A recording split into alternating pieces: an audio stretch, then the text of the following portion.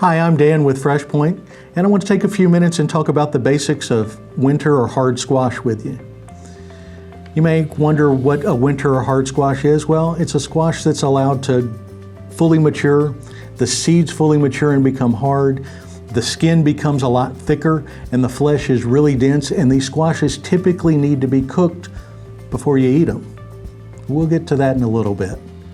The USDA has two grades for hard or winter squashes, US number 1 or US number 2.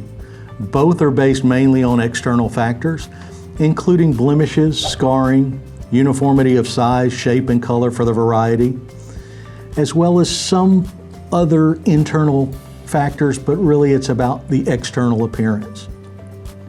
So how do you know if you're picking the right squash? Well, the stem tells you all you need to know. When hard squashes are picked, they're really not ready to use. The farmers cure them, which just basically means they're drying out the flesh, toughening the skin, and that's where the stem comes in. You want your stem of the squash to be a little hard, woody. We call it corked. This will tell you everything you need to know. You want the squash to feel heavy for its size. You don't want it to be soft. You want it to be hard, not soft. They don't like the cold. Keep it in the warmer part of your walk-in. Excessive cold will cause the surface to pit and exacerbate any decay. They're pretty hardy. You can stack things on top of them. They're pretty durable. They take a lot. So you see all the varieties and you may wonder, what do I do with them?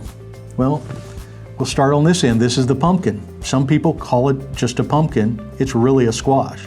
This is the sugar pie variety. It's really great for cooking.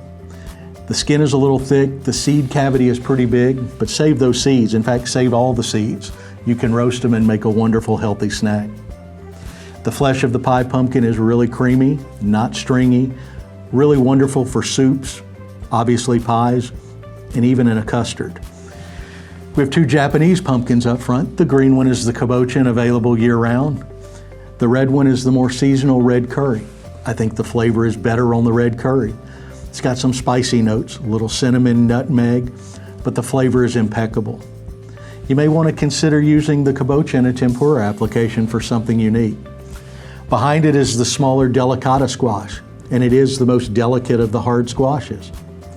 This one's unique in that the skin is very thin. You can slice these in half-inch rings and take the seeds out, brush them with a little olive oil, and actually grill them on your grill. The skin will crisp up and add a great flavor and texture to your dish. You can also take them, split them in half, roast them flesh side down, and then stuff them with your favorite protein-based or grain-based option and have it as a center of the plate entree. The next two squashes have some unique applications. The pale yellow one is the spaghetti squash. You want to cut this open, take the seeds out, and slowly roast it, cut side down. Let it cool a little bit, and then take a fork and actually shred the flesh. It'll come off in long strands that actually resemble spaghetti. Toss it with a little pesto or a little homemade marinara and have a great gluten-free pasta alternative. The butternut squash is probably one of the easiest to use because the seed cavity is so small. It's all down here.